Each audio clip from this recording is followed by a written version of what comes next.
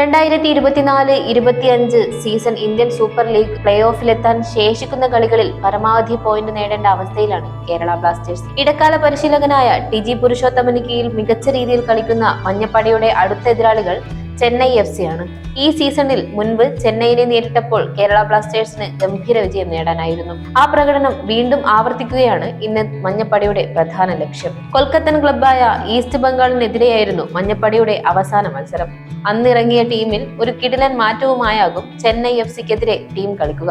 സസ്പെൻഷനെ തുടർന്ന് കഴിഞ്ഞ കളിയിൽ പുറത്തിരിക്കേണ്ടി വന്ന ഒരു സൂപ്പർ താരം അടുത്ത കളി ടീമിലേക്ക് മടങ്ങിയെത്തും. ചെന്നൈ FCക്കെതിരായ മത്സരത്തിൽ കേരള ബ്ലാസ്റ്റേഴ്സ് നിരയിൽ വരാൻ സാധ്യതയുള്ള മാറ്റവും ടീമിന്റെ സാധ്യത സ്റ്റാർട്ടിംഗ് ലൈനപ്പും നോക്കാം. മലയാളി താരം സച്ചിൻ സുരേഷാണ് സീസണിൽ കേരള ബ്ലാസ്റ്റേഴ്സിന്റെ 1-ാം നമ്പർ ഗോൾ കീപ്പർ.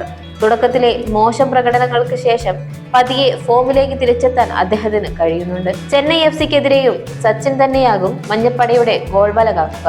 മോണ്ടിനെഗ്രോ താരം മിലോസ് ഡ്രിൻസിറ്റും ഇന്ത്യൻ യുവതാരം ഹോർമിപ്പാം റൂയിവയും ചേർന്നായിരുന്നു കഴിഞ്ഞ കളിയിൽ ടീമിന്റെ സെൻട്രൽ ഡിഫൻസിനെ നയിച്ചത്. അടുത്ത കളിയിലും ഇവർ തന്നെ സെന്റർ ബാക്ക് കളിക്കാരാകും. നവോച്ച സിംഗിന്റെ സ്ഥാനവും പ്രതിരോധ നിരയിൽ ഉറപ്പാണ്. അതേസമയം പ്രതിരോധ സംഘത്തിൽ ഒരു നിർണായക മാറ്റം ഉണ്ടായേക്കും. സസ്പെൻഷനെ തുടർന്ന് കഴിഞ്ഞ മത്സരത്തിൽ പുറത്തിരുന്ന ഐബൻ സ്റ്റാർട്ടിംഗ് ലൈനപ്പിലേക്ക് തിരിച്ചു വന്നേക്കും. അങ്ങനെയെങ്കിൽ സന്ദീപ് സിംഗ് ആകും ടീമിൽ നിന്ന് പുറത്തേക്ക് പോകേണ്ടി വരിക.